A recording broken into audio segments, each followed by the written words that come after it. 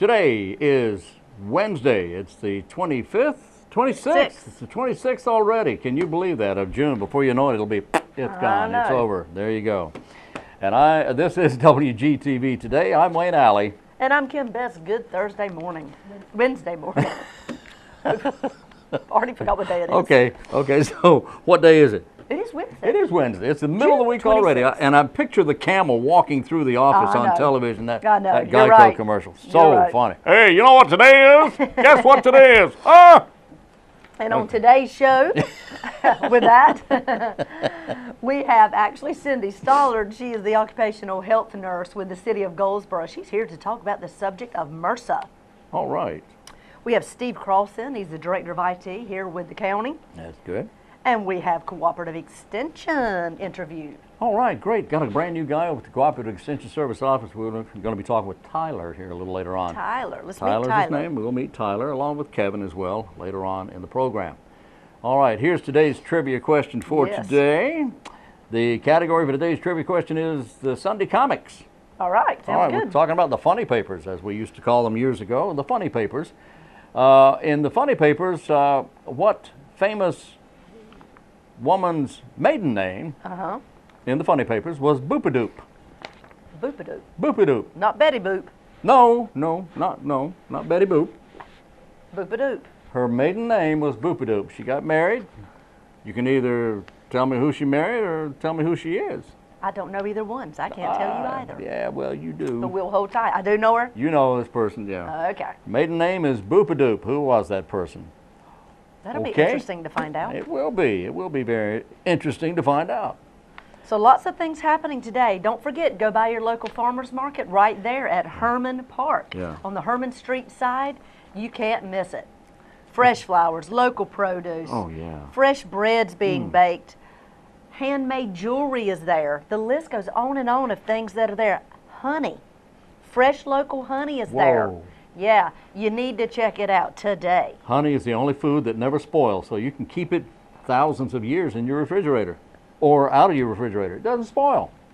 I was speaking with a local beekeeper recently. Matter of fact, it was just I ran into him at a doctor's office actually, and he was telling me that and I know we've heard this before, but if you take a teaspoon of honey and eat it every day, you'll get rid of your allergies. Really? That's what he tells me. He said, and even healthier if you'll mix a little bit of cinnamon with your honey. You know, I've heard cinnamon has qualities that help good health qualities. And he is a beekeeper, done it for over 20 years, and he was actually longer than that. And he's a second generation beekeeper. Oh wow! And he was telling me lots and lots of stories of situations that they've come across, and they were all fantastic. They really were great stories, but. The biggest thing was eat a teaspoon of honey every day, but there was some stipulation about it needing to be within a certain mile radius of the actual beehives. You have to be within 5 miles of Kansas. Is that? I don't believe that's what he told me. Oh, that's not it, huh? No. Oh, okay. Oh, you have to be near the hive. Right. Okay, I get hives a lot. Wayne. Don't wear it out. Okay. All right. Let's see, what else do we have? Oh, yeah, Boopadoop. No, what else do we have? Well, tomorrow night is Center Street Jam. Liquid Pleasure will be in town. Want to see everybody downtown. Yeah, that's going to be a lot of fun. They are great. You'll enjoy Liquid Pleasure. And what else is happening? Oh, in Mount Olive, an evening of music and fun and laughter Friday, June the 28th from 6 until 10. Really? Let's see what it is. What it is? In the Carnegie Arena at Mount Olive College. Yeah. It's sponsored by Horn Moving Systems. Way to go, Daryl. Let's see. Daryl Horn. They present the Minister of Encouragement, Dennis Swansburg. And the exciting Wilmington Celebration Choir in concert Friday evening at 7 p.m. Doors open at 6, no reserved seats. Tickets are $12 in advance, $15 at the door. Children under 10 are admitted for free. They have tickets all over everywhere for sale. My goodness, the list goes on and on. Interesting. How about that? If you want to find out more about it, you can give them a call at 252-746-4963. Okay. That's an evening of music and fun at Mount Olive College. Okay. That does sound like a lot of fun. It does. All right. Garden planning coming up July the 2nd. Journey into the past to discover the difficult transition from wartime to peacetime in the mountains of North Carolina. In Freedom's Altar, written by Charles Price. Yes.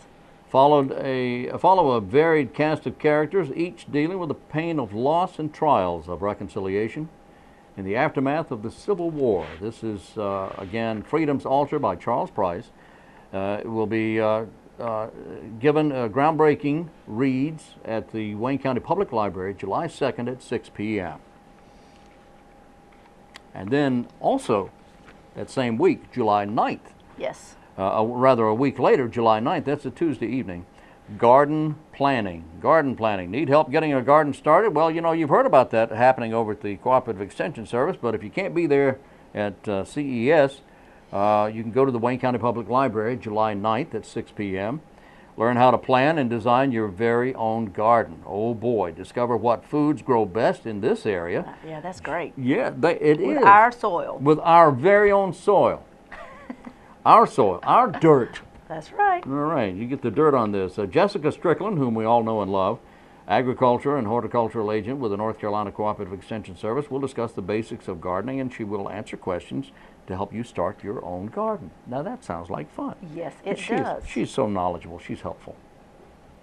Fireworks. Where? They're coming up soon. Oh, okay. Thursday, July 4th, oh, boy. 9 o'clock p.m. Woo. Free to the public. Berkeley Mall is the place to be. Woo-hoo. The display will be Thursday evening, like I said, 9 o'clock. For more information, you can call Linda Priestley at 778-4616. Thursday, July 4th, 9 o'clock p.m., Berkeley Mall. Be there. Be there for fireworks. Okay.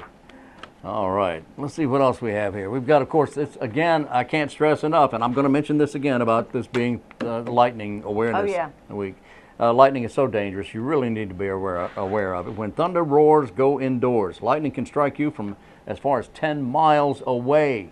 So don't take any chances. It just makes no sense to take chances when thunder roars, go indoors. And if you don't want to do it, at least send your kids in there. All right? Exactly. Yeah. There you go. All right. Stage Struck Children's Theater is having a show at the Paramount Theater. It's basically a performance of very young children, ages 1st grade through, I believe, 4th grade. Wow. They're going to be performing on June the 28th, Friday, June the 28th at 7 o'clock p.m., Paramount Theater. Let's see. For information and tickets, call 919-736-4530. That's Stage Struck Stars program. That's they have different programs for the summer, and Stars is their youngest. And they will be performing, and if you want to see it, you need a ticket, but you can give them a call, 736-4530, this Friday night. Okay. All right. Birthdays. Let's see who's having a birthday. You know, we missed yesterday. Yes, we did. J.J. Walker had a birthday yesterday. Did he? From Good Times. From Good Times. Remember J.J.? Yeah, he's 65. Wow. We all grow up, don't we? Yes, we do. Anyway, J.J. Evans was his name. Dynamite on Good Times. Boy, he was funny. He was so funny. Still is. Carly Simon celebrated yesterday as well.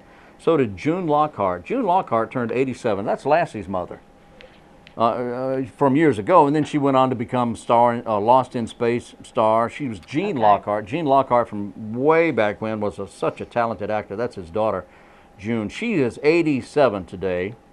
And she's gone on to do so many other things as well. But she's a very talented lady and absolutely ageless. She always looked the same regardless of what show she was on. Phyllis George turned 63 yesterday, the former Miss America. That's right. 1971. You know all about that. Yes. Yeah. All right. Having birthdays today, the 26th, Gretchen Wilson, the country singer known for her big hit, Redneck Woman. Also a birthday today for Eleanor Parker, the actress who is so funny. She turns 90 today. She could do serious, she could do comedy, she could do romantic roles. She turns 90 today. Also a birthday today for Chris Isaac, the singer turned actor, is 56 today. Audrey Plaza, who was on Parks and Recreation as April, she's 28. Birthday today for Chris O'Donnell, one of my favorite actors. He was on Batman Forever, he was in Grey's Anatomy, he's now on NCIS Los Angeles. That's right. Right? He does a great job. He does a great job. 42 he is today. Greg LeMond is 51. He was the first American to win the Tour de France. And Nick Offerman also is on Parks and Recreation. He plays the anti-government bureaucrat Ron. He's 42 today, Nick Offerman is. And those are the birthdays for today. Happy, happy. Happy birthday if it's your birthday. There you go. If you are interested in swimming lessons, we have some information for you. Swimming lessons will be offered at Mina Wheel Pool. This is their second session. They begin Tuesday, July 9th at 10 o'clock in the morning. They'll last from 10 o'clock to 12:30. The fee for the session is $20. There's quite a few dates that they're offering, time and ages, or there's a long list of all that information. You can give them a call at Goldsboro Parks and Recreation, and they can give you details on Mina Wheel Pool Session 2, beginning July 9th, swimming lessons. Oh boy. 2, 3, 4. Okay. Are we ready to move on? I believe it might be time to go ahead to our interviews for today. Let's do that. All right, up next.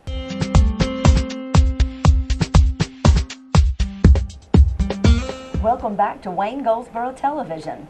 I'm Kim Best, your host, and joining me today is Cindy Stallard, the occupational health nurse with the City of Goldsboro, and she's here to talk about the subject of MRSA. Welcome to the show, Cindy. Glad to have you back. Glad to be back. Thank you. So tell us, what is MRSA? Well, MRSA is a very resistant staph infection. So MRSA itself actually stands for methicillin-resistant Staphylococcus aureus. So you can see why it's called MRSA, because that's much easier to say, or MRSA. So it's an infection that people can pick up by touching surfaces where somebody's been with an infection before. And these 10 little things go everywhere. So I always encourage people to wash their hands frequently throughout the day. It can look like a turf burn, you know, like it's like a grass burn, or right, and it can look like a boil. It can look like an insect bite. So if anybody ever has something like that, they want to make sure that if it's not healing, to see the doctor right away, because we don't want them to have full-blown MRSA. So it would have to be treated with antibiotics. Sometimes, if the infection is large, they may have to have it lanced, or to have some surgery to get all the infection out and then be on the correct antibiotics for it. It's really important for people not to share things that would maybe have blood on them, like razors or toothbrushes. Is that where MRSA comes from? It can. Sharing sports equipment, if somebody had an infection and they shared equipment, that's how it became more of a public interest. About 7 or 8 years ago, it was in a locker room, boys sharing their football gear, and one of the fellows had MRSA, and so it's becoming, more and more, we're trying to educate the people. Right. So it could look like many different forms. You said from a boil to a burn, almost look. Exactly. And any other format, or a bite? A bite, it can look like a bite, yeah. But if it's something that festers and drains, if it's being treated and it's draining, it has to be covered if you're to go to work, or if you're going anywhere, you really should, cover it and protect the people around you from getting in contact with that. And that's pretty much the case with anything that is draining, is to have it covered if you're going into the workplace, because it is probably contagious. Right, and you don't want to share germs like that. Exactly. So how can we prevent it? You said wash your hands a lot. Is there anything else we can do? Wash your hands frequently. Well, when we wash our hands, hold our fingers down. So wash them at least 15 seconds. Use a paper towel to turn off the handle, because the handle of the sink is dirty. You've just cleaned your hands. And you touched it before you washed your hands, so whatever's on your hands, you've just put it right back there. Exactly. So just being real mindful about that. And use a paper towel to get out of the bathroom as well, because the door handle is used by everybody. And some people don't take care to wash their hands, unfortunately. So that's how many things spread. Yes, absolutely. So if you're somewhere where you don't have soap, you can use the gels, the sanitation gels. Okay. Make sure they're at least 62% alcohol. That's what makes them effective. 62%. Right. Okay. And then if you do get to soap and water, that's best to use soap and water. Don't share towels or personal gear like we mentioned a moment ago. And if you're given antibiotics, you want to make sure you finish the entire course. People tend to take them halfway through, feel better, put it on the shelf for another day. Well, that's what makes these germs so resistant, by not finishing the antibiotics that are prescribed. Because you're not completely killing it, you're just sedating it for a little while. So you do want to make sure that you finish your antibiotics. That's very, very important. And then if you have antibiotics at home that were from something else, don't take them for something randomly. if you think you have an infection and it's draining, go see what you need to be treated for. Not because different antibiotics treat different exactly. problems. Yep. Okay. That's correct. So don't just use any antibiotic that's still in your cabinet at home, your medicine cabinet, and think that that's going to treat this particular thing, especially something like MRSA, which can be serious. It can be. But it can also be taken care of as long as you go get it treated and see the doctor and make sure you get the correct prescription. Absolutely. That's the best plan.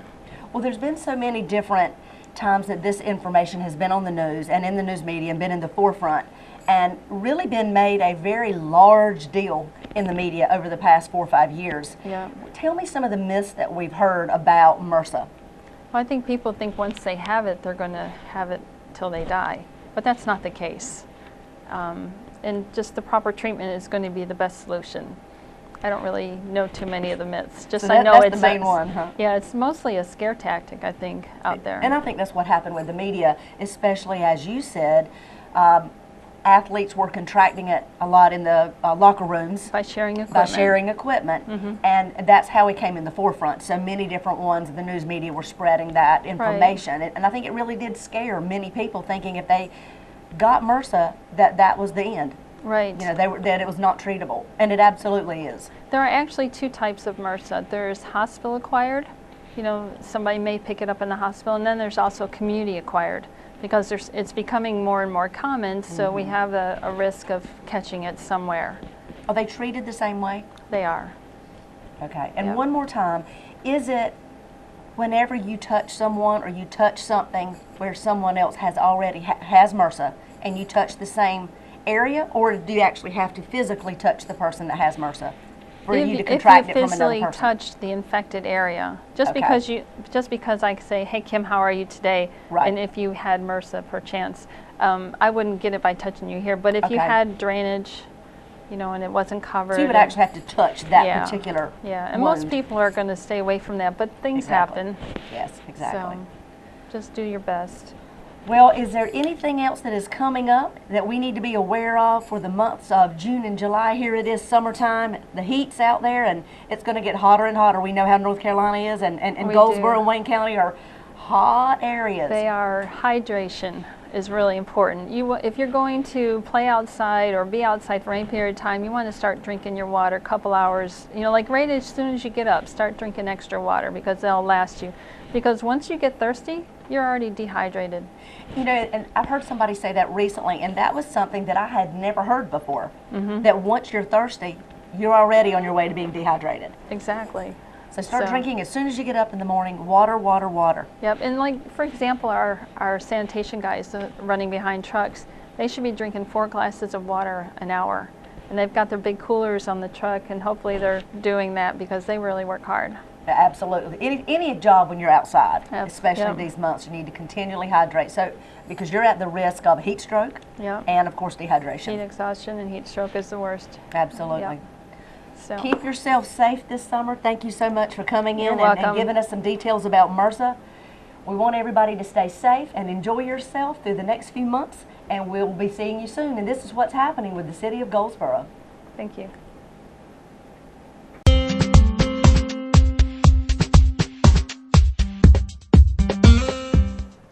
Today we're talking with Steve Cross. Steve is the director of the IT department for the County of Wayne. Steve, thanks for being with us. Hey, nice to be here. Good to see you, my friend.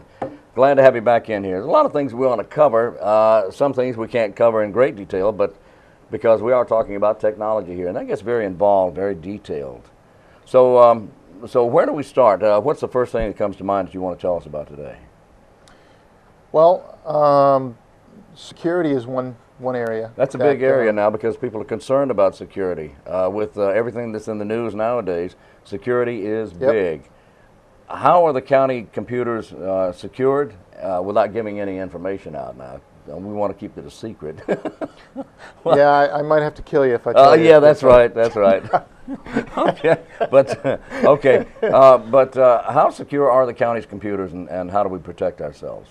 Our county computers are actually very secure, and you know, about 50% of our systems are computer systems, standard desktop computers, and about 50% are what we call thin clients, which are in our virtual environment.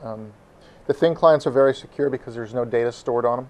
You could steal the thin client and it would be like a paperweight. There was no data on there for anybody to get. So that helps in security a lot. And as far as somebody gaining access into our network, a hacker or whatever, we have a system called network access control.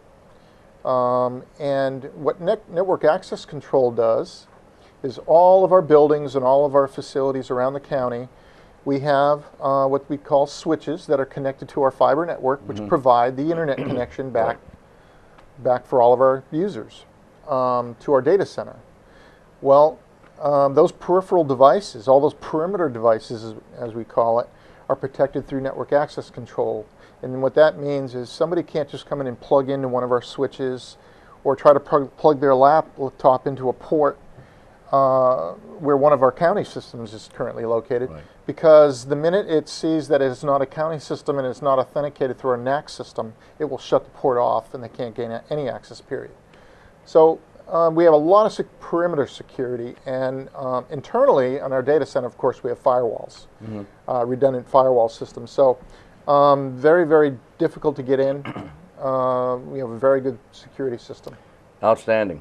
You mentioned the thin client. We've talked about the thin client before, and you said if someone walked in and actually picked one up off a desk and stole it, they wouldn't be getting much of anything because there is no data on the thin client itself. This is part of our virtual network. Yes. And all of that data, the thin client itself talks back and forth to our server system. A server which is located up on the 4th floor of the courthouse. It's in a secured area. It'd be very difficult to get to that data physically. And even if they could, they couldn't carry it out of the building. They wouldn't even know where to look, to be honest. That's true. That's true. But yeah, we have very good security, physical security on our network. Yeah. And so, you know, we take it very seriously, and we have one of the best, I think, security systems in the business. So we have done a good job protecting the county's data and taxpayer data. And, you know, so they should feel secure that we have a very, very good secure system in place. Excellent. What about here? What about what they call the PCI? Tell me about what that is and how we use it and how it's secure. Okay, PCI stands for Payment Card Industry, and basically anywhere that we accept credit card payments in the county, whether it's through their tax department online or through the landfill, or when you're doing, you know, over the, I'm trying to think here. Oh, don't let thinking get in the way. health department, DSS, the health department, yeah, they have them, and the library's got payment cards. Yeah. They call them point of sale devices, and basically it's a credit card machine. You swipe the card.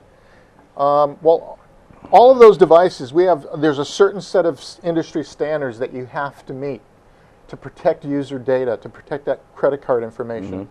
And you have to be certified by the industry before you can actually utilize these systems. So, you know, credit card machines and stuff like that.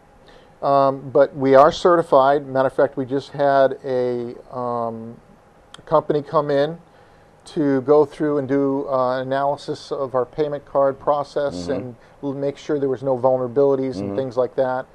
And I'm waiting on that report now.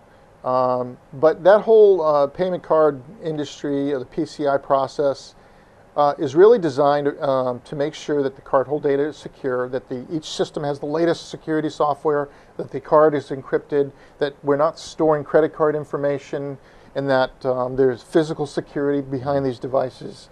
It just goes into all, and it even goes into the firewalls on our network. We have to have our firewalls configured a certain way. We have to have antivirus on all of our systems and all of that stuff in order to be compliant with the PCI industry. So credit card data is very secure in Wayne County. We've only got about, I think, 7 actual devices where people can physically come and swipe their card and make a payment. Tax office is done online, and it's done through a secure site.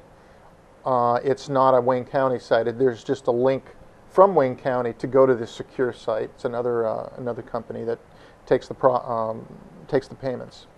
So anybody who is using a Wayne County government website, if they're using our site to pay a tax bill or to pay any kind of bill, they can be assured of being secure. Yes, it is secure. As a matter of fact, they and I don't remember the name of that third-party vendor right now, the company that takes these payments now, but they are PCI compliant. You know, that's part of our process. We have to make sure that we verify that they are PCI compliant. So, you know, I think from an overall, all-around security perspective, we do a real good job protecting the data for taxpayers. Okay, very good.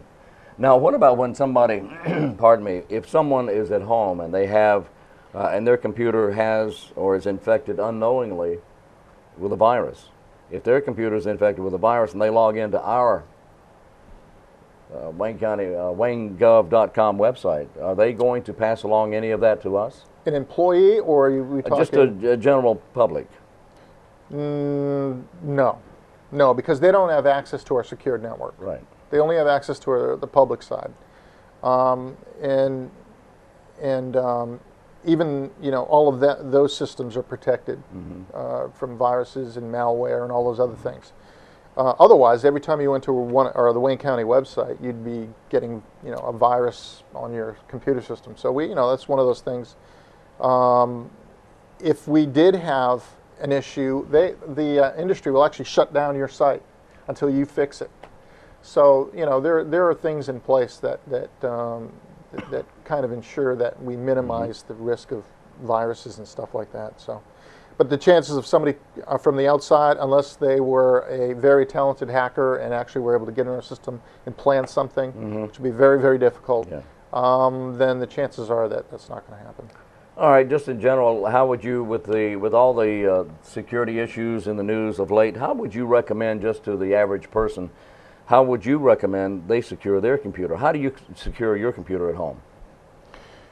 Well, you know, that's funny because I am at work. We predominantly are a Microsoft shop, so we have, you know, Windows 7, Windows XP, and Windows Server. Right. At home, I'm an Apple guy. You're a Mac guy, huh? Mac guy. Yeah. There's not a lot of viruses written for Mac computers. That's so true. how I secure my stuff at home is probably a little bit different. Yeah. But one way is if you have a wireless system at home, you need to make sure you have an encrypted password on it so that not anybody can just connect to your system. If you have an open wireless, literally anybody can connect in, driving by, with a laptop or an iPad or an iPhone or any device. They can connect into your network if it's open, and they can utilize your bandwidth, your account to do malicious things. So whether it's going to sites that they shouldn't be going to, or you know, they could plant viruses, things like that. So you really need to secure. Everybody should have a secure password on the network, and that's that'll help protect your information, and you know, probably save you from a potential identity theft and things like that. Because if somebody can get into your computer system and you have account information on there, then they can get that account information. All right, very good. Steve Cross, the director of the IT department here for the County of Wayne, I appreciate you speaking with us today. Oh, thanks, Wayne. Thank you. Appreciate it. All right.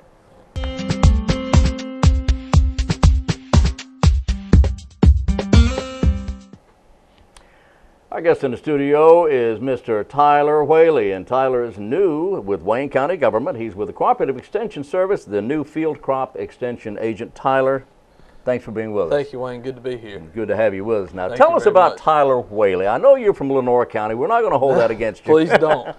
No, I'm just teasing about Lenore County now. I hope you know that. All right, I've got a lot of friends over there, and maybe one of them's watching, so I better watch myself. Probably so. Probably so, yeah. So tell me about you. Well, I grew up in Kinston, North Carolina, Lenore County. I graduated from Arundel Parrott Academy High School. Really? Arundel Parrott, huh? Yes, sir. Well, that's okay. And this past May, I graduated from NC State University with a BS in Ag Science. Okay, in Ag Science. That's correct. So what made you want to get into the ag business? Well, as we all know, the face of agriculture changes from year to year. And it's with, you know, various technologies, new innovations, new mechanizations, that sort of thing. So it's important that our farmers, you know, stay on top of things. Yes. And that's really what the Extension Service is all about, helping farmers, you know, be successful. And I wanted to be a part of that and help them to continue to be successful with these changes. I find it absolutely amazing, the technology that's available to farmers now. That's exactly right. You can put a tractor in a field and set that rascal, that GPS on that thing, and it's just as, that line's as straight as an arrow. You're exactly right. And this is common now. This is not magic, and this is not something that's brand new. This has been around a little while, and it's perfected to the point that it's a science. Right. And a lot of people are starting to utilize that as well. Wow. Those technologies, and it's helping them, you know, save, you know, seed costs, helping them from doubling up with their pesticides, that sort of thing. And so production really is better as well, That's right? exactly right. All right, that's great. Well, tell me about your farm. You come from a farming family, That's I understand. Right. I was the fourth generation farmer, so I've been involved in agriculture practically my entire life. So what did your family grow on the farm? We grew basically all the crops we're responsible for here in the county, tobacco, wheat, soybeans, corn, some cotton. Yeah. So I have pretty good understanding of what, you know, farmers face daily, and I think that really helps a lot. So you got your hands dirty right from the start. That's huh? right. That's a good That's thing. right. That's a good thing. So what do farmers, how do farmers, having been in it and as long as you have, what do farmers, in your opinion, what do they need to tell the public as far as perhaps maybe what the public may not understand about farming? And I know one of the things, one of my big things is, you know, farm equipment out on the highways. Right. Man, give these guys some room, because they, That's right. this farm equipment is hard to maneuver in the fields alone, right. much less on the highway. That's right. Just like I said earlier, the mechanization is changed significantly just over the past, you know, few years. And farm safety, we try to stress that with the Extension Office. It's important. You know, farmers are going to work just like, you know, the citizens are. That's right. So it's very important to stress that, and basically just be careful once you see, you know, agricultural equipment on the highway. That's right. We have to appreciate our farmers because they're putting food on our tables. How about that? So they're doing a job, and we need to let them do it. And so give them a lot of leeway there when you see a combine or a big tractor or something coming down the highway there. Give them some room, and have a little patience with them. That's right. And if you're running late, you should have left early. So there, right? You're exactly right. All right, you didn't say that, I did. So they won't throw rocks at you, okay? But now, what about some of the new innovations? Something that's new to farming that maybe in the last 5 or 6 or 7 years. Really, what farmers are starting to take advantage of is the technology within the seed, within the breeding programs. We're starting to have corn, for example. They're coming out with more drought-tolerant varieties to help to cope with the rainfall. You know, insecticide seed treatments, fungicide seed treatments. That's something.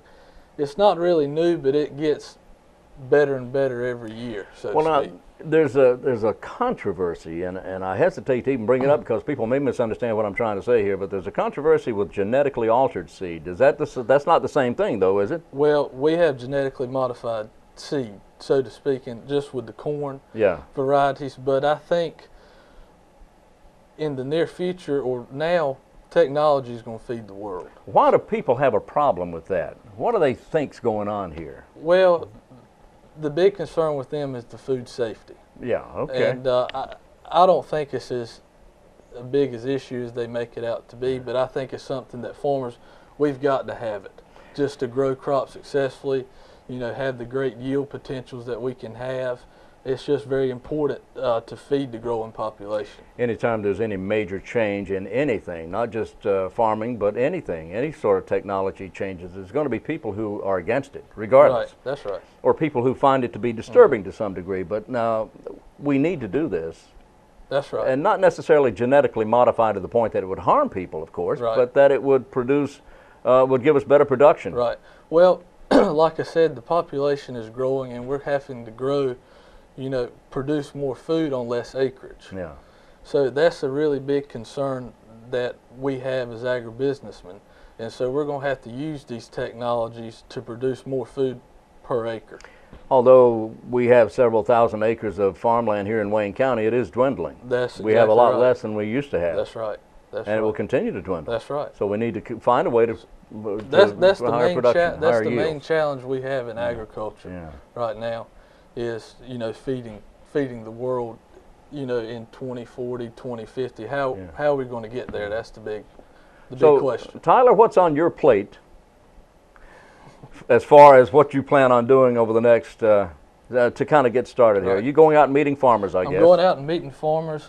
They call the office if they have any questions as far as fertility, pesticide use, that sort of thing, and we'll go out to the farmer, right to the field, and assess the problem, give them a recommendation based on the university data we have at our expense, and just help them make decisions and kind of partner with them in their farming operation to help them, achieve the yields they want to be and help them be more sustainable, 2, 3, 5, 10 years from now. All right, that is excellent. All right, well, our guest has been Tyler Whaley, and Tyler is the new crop extension agent, field crop extension agent here in Wayne County, and you're going to do real well. Thank you very much. And we're going to have you back in here real soon, okay? Right. Thank you for having me. Thank you, Tyler Whaley.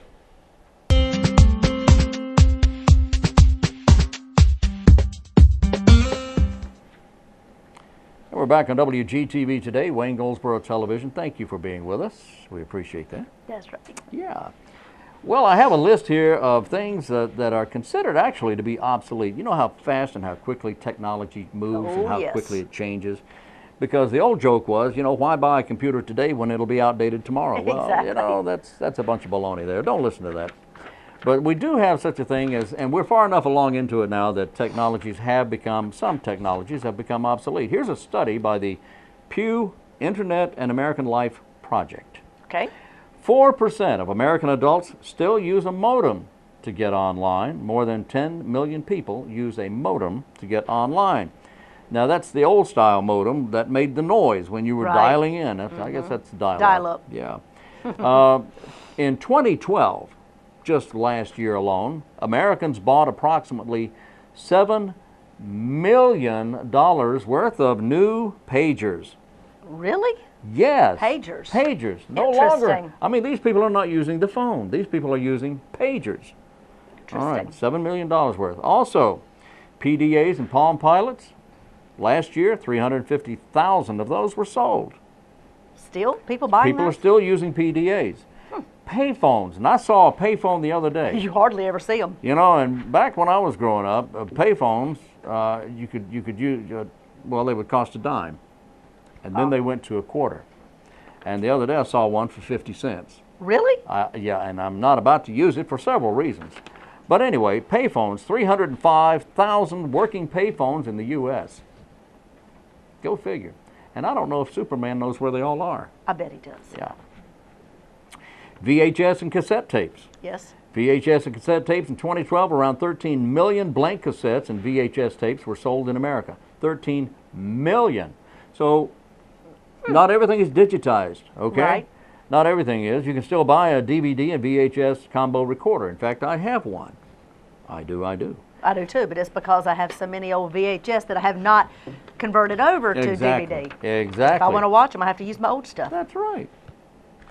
Let's see, in 2012, Americans bought 5 million corded handset telephones, and 21.5. People still buy those? People still, you still buy not just the wireless phone. We're talking about house phones now. Right, yes. Not phones Landlines. you take with you. Yeah. But corded handsets and 21.5 million cordless models for a total of more than 26 million landline phones.